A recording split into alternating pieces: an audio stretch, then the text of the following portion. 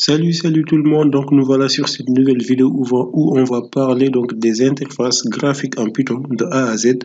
Donc dans cette vidéo, on va essayer de voir une partie donc des éléments qui constituent les fenêtres donc en Python.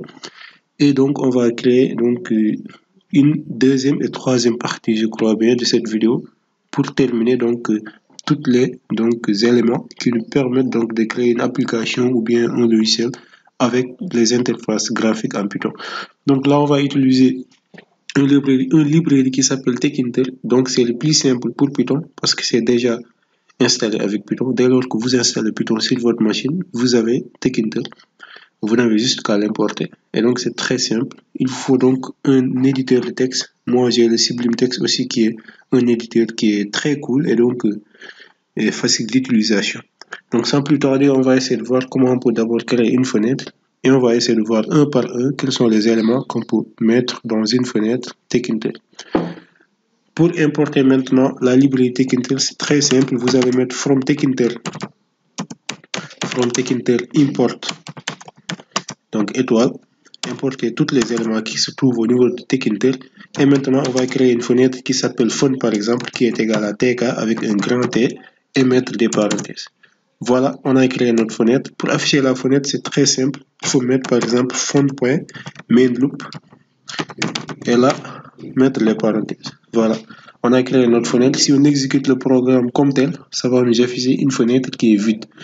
Mais on ne veut pas afficher une fenêtre qui est vide. Là, on va mettre par exemple un label qu'on va appeler L.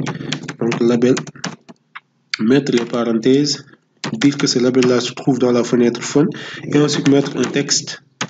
Texte est égal par exemple à voici donc mon premier label. Voici mon premier label. Voilà, on va mettre entrée et là donc on va mettre l.pack. Le label qu'on vient de créer, on doit le packer, donc on doit le placer dans la fenêtre. Si on ne le pack pas, donc ça ne s'affiche pas dans la fenêtre. Et maintenant, on peut enregistrer, mettre ici un copy file path. Donc si vous avez Sublime Text, c'est juste copier le fichier, aller au niveau de CMD par exemple. Le CMD, c'est ce qu'on a ici. Une fois dans le CMD, vous allez coller donc ce que vous venez de copier et là, vous allez l'exécuter. Donc là, je crois que je dois fermer cette chose-là. Voilà, on va retourner au niveau de CMD. On va exécuter le programme. Et là, comme vous pouvez le voir, donc ça nous affiche donc notre label dans la fenêtre. Donc voici mon premier label. Les écritures sont très petites, donc il y a une possibilité de modifier donc la taille des écritures. On a juste qu'à mettre ici un fond. Donc fond est égal. On va mettre Arial par exemple. Arial, donc c'est un type d'écriture. Ensuite donner 18 par exemple pour un font size, donc 18. Et ensuite dire que par exemple que c'est italique par exemple. Et là on va mettre, avant de sortir, virgule, on va mettre un BG qui sera égal à orange par exemple. BG est égal à orange. Là on va mettre entrée. On va retourner pour... On va d'abord enregistrer, je voulais dire. On enregistre, on va retourner pour exécuter à nouveau le programme. Et là, comme vous pouvez le voir, il nous a donné notre label, donc avec des écritures plus grandes. Donc voici mon premier label. Donc c'était ça. Maintenant, comme vous pouvez voir, même les écritures ont changé. Là, donc, c'est les labels. Maintenant, on va essayer de voir comment on peut mettre des boutons donc dans cette même fenêtre-là. On peut fermer ici. On n'était même pas obligé, mais c'est pas grave. Donc là, on va enlever le L.pack pour ne plus afficher le label puisqu'on n'en a plus besoin. On va enlever le L.pack et là on va créer un bouton qui s'appelle B par exemple. On va dire que B est égal à bouton. N'oubliez pas, c'est un grand B. Dire que ce bouton-là est dans la fenêtre, que le texte de ce bouton est égal par exemple à bouger. Bouger. Donc là, oui, bouger. Et ensuite donner une commande. Une commande. Donc la commande à Python, c'est une fonction qui permet d'exécuter, donc bouger par exemple. On devait créer ici une fonction qui permet de bouger une boule ou bien un élément dans la fenêtre et que Donc, dès lors qu'on clique sur le bouton bouger, qu'il exécute ce commande-là. Malheureusement, ici, on n'a pas de fonction. On va juste mettre des doubles codes pour dire que cette fonction-là, ce bouton-là, ça ne fait rien d'autre. Si on le clique, ça ne fait rien. Mais par contre, on va juste l'afficher. Et là, donc, après le B, on peut mettre ici un B.pack. Mettre les parenthèses. On peut donner, comme on veut, par exemple, si on veut, on peut donner un BG aussi à notre bouton pour lui dire que BG est égal. Donc, on peut donner, par exemple, yellow pour dire qu'il doit être jaune. Ensuite, mettre les parenthèses, retourner encore au niveau de CMD. Je l'avais fermé, c'est pour cela qu'il prend un peu de temps pour s'afficher. Voilà, on va mettre un CTRL V et exécuter encore le programme.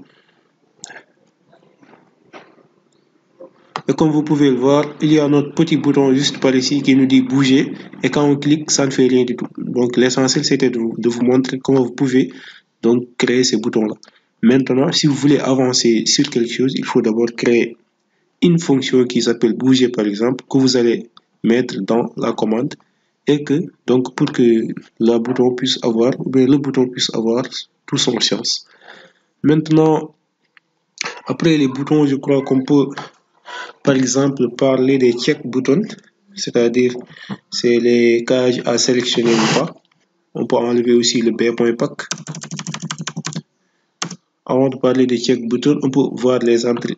Les entrées, donc, c'est des espaces où on peut entrer donc des textes. On peut entrer des textes. C'est comme les espaces d'inscription, donc où on peut entrer les emails et autres. Donc là aussi, c'est très simple. Pour le faire, on a juste qu'à créer une variable value par exemple, value qui sera égale à donc à string qui sera égal à string. On va mettre ici string var et on va mettre des parenthèses. Donc ensuite on va aller à la ligne, excusez-moi, on va aller à la ligne et mettre value. Donc value excusez-moi, point 7. Value.7, on va mettre ici texte est égal. On n'est même pas besoin de mettre texte est égal, donc on va juste mettre ici texte par défaut pour lui dire que c'est ce texte-là qu'on va trouver dans le champ par défaut. Donc texte par défaut. Texte par défaut et ensuite on va aller à la ligne. Cette fois-ci, on va mettre un entry. Donc entry est égal à entry avec un grand E. C'est une fonction de Tkinter donc qui nous permet de créer des champs où on peut écrire du texte. Donc entry, on va mettre fenêtre. Donc fun, donc c'est notre fenêtre pour nous dire aussi que ça se trouve dans fenêtre. Et enfin, on va mettre aussi donc width, on va mettre un width. Width donc qui sera égal à 30 par exemple ou bien qui sera égal à 40. Tout ce qu'on a à faire maintenant, c'est mettre un entry.pack pour afficher donc notre champ de texte. Et là, on peut cliquer ici et mettre ici par exemple un BG pour que la couleur soit un peu visible. Donc on va mettre un BG qui sera égal aussi à yellow par exemple. Yellow et mettre les paramètres et enregistrer donc le programme. Ensuite retourner pour exécuter à nouveau le programme. Et là, comme vous pouvez le voir, voici notre champ de texte où on peut donc écrire des éléments. Et ensuite, si vous pouvez créer un bouton enregistrer pour que ces éléments-là puissent être envoyés dans une base de données ou autre. Donc, c'était ça. On peut maintenant retourner et passer maintenant au checkbox. Donc, le check button, je veux dire. Donc, les check buttons, c'est donc des chaînes donc à sélectionner ou pas. C'est des chaînes qu'on peut sélectionner ou on peut ne pas sélectionner et ensuite valider la sélection. Vous allez voir, par exemple, pour créer un CB qui est égal à check button, ensuite mettre les parenthèses, dire que ça se trouve dans la fenêtre, et ensuite on va mettre texte, donc est égal, on va dire que le texte est égal, par exemple, à nouveau, mettre point d'interrogation. Ensuite, on va créer un autre CB. Donc là, on va mettre un CB1. Là, on met un CB2. CB2 qui sera à son tour aussi égal à check button. et qui se trouve dans la fenêtre et que le texte donc de ce check button là sera maintenant égal à ancien par exemple. Ancien. On peut mettre nouveau, ou on peut mettre par exemple récent. Voilà, c'est pas important ce qui est dans la fenêtre. Donc l'essentiel c'est qu'il y ait quelque chose. Là on va mettre récent par exemple. Tout ce qu'on a à faire c'est mettre cb1.pack. Donc pour le paquet, excusez-moi, et ensuite mettre cb2.pack. Voilà, donc si tout se passe bien, on peut par exemple afficher nom des check buttons. Donc juste par ici, on va exécuter le programme et comme vous pouvez le voir, il y a nos deux check buttons qui sont là. Soit vous êtes nouveau ou soit c'est nouveau ou c'est récent. Et là, vous pouvez désélectionner comme vous pouvez le voir. Donc c'est ça les check buttons. Et c'est comme ça qu'on peut donc les créer donc en Python. Il y a aussi d'autres types de boutons qu'on appelle les radio boutons ou les sélections. Donc on ne peut pas sélectionner deux à la fois. Donc on peut sélectionner qu'une seule fois. Donc pour cela maintenant, le cas est un peu plus compliqué. On va créer une variable, donc value. On va mettre value est égal à string var. Donc juste par ici, on va le faire. Value est égal à string var, comme on l'avait fait tout à l'heure.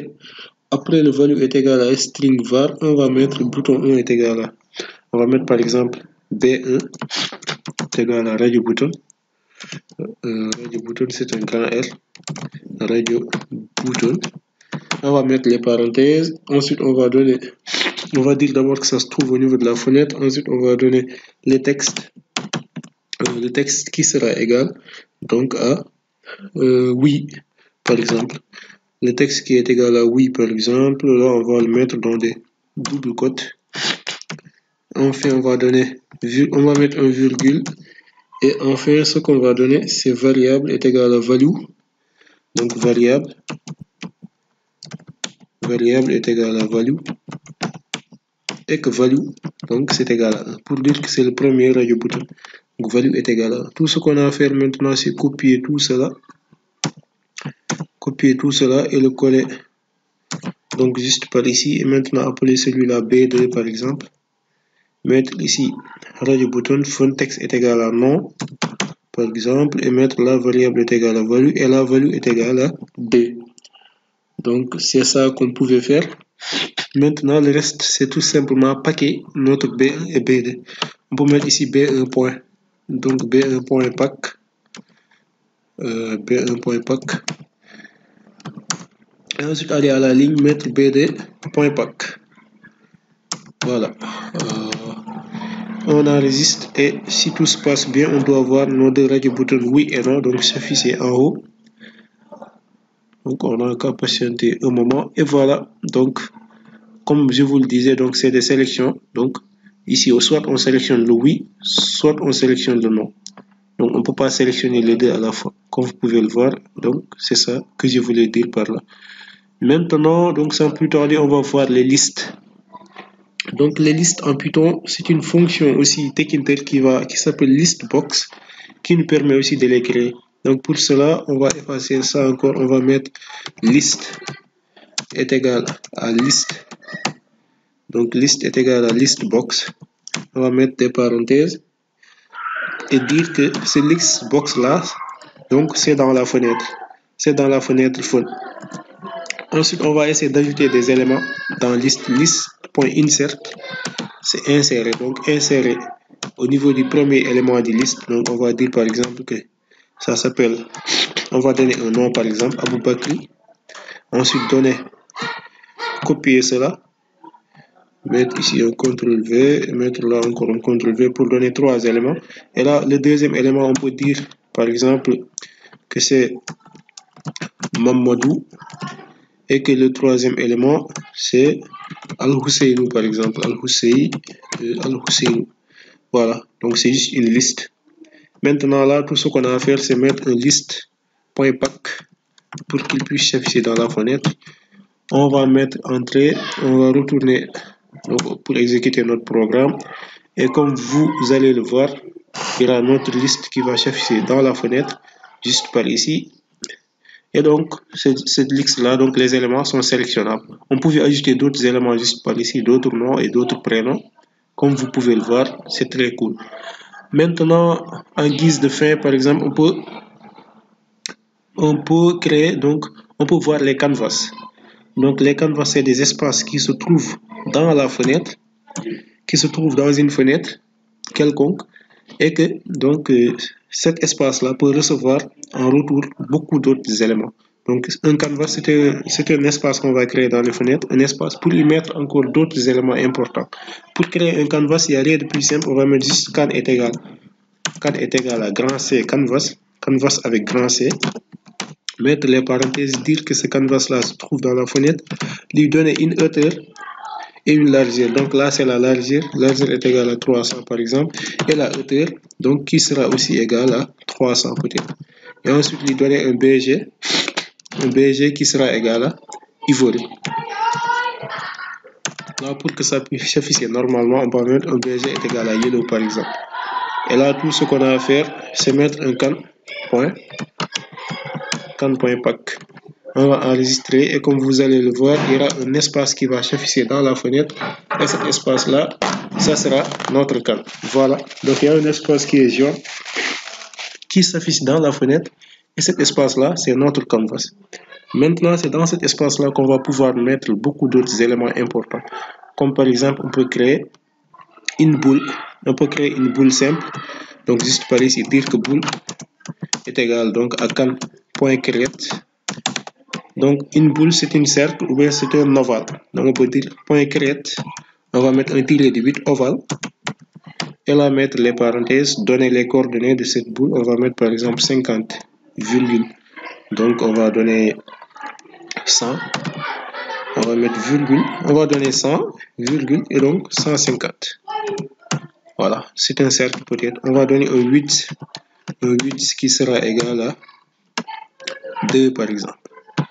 Et là, on va enregistrer juste par ici, retourner pour exécuter à nouveau notre programme et comme vous allez le voir, il y aura normalement une boule qui va s'afficher dans le canvas. Voilà, donc cette boule là, c'est juste par ici. Donc juste pour vous dire que ce canvas là, ça va nous permettre de faire beaucoup d'autres éléments. Pour créer par exemple un logiciel ou quelque chose comme ça, tous les éléments du logiciel vont se mettre dans ce canvas là. Et donc, il y a beaucoup d'autres éléments qu'on peut même mettre dans cette image, dans ce canvas-là. On peut peut-être mettre des images, des vidéos, des photos, des animations et n'importe quel autre élément juste par ici. Donc, pour le moment, c'était juste ces éléments-là qu'on avait à citer. Donc, c'était les labels, donc les boutons, les radio boutons, les listes et aussi les check boutons. Et enfin les canvas, mais aussi les entrées qu'on avait à voir sur cette vidéo. Maintenant, dans une deuxième vidéo, on va voir des éléments qui sont beaucoup plus avancés et qui vont nous permettre aussi d'avancer dans la création de notre application ou notre logiciel. Et donc, c'est pour très bientôt la deuxième partie de la vidéo. Pour l'instant, je vous dis à plus tard pour d'autres vidéos.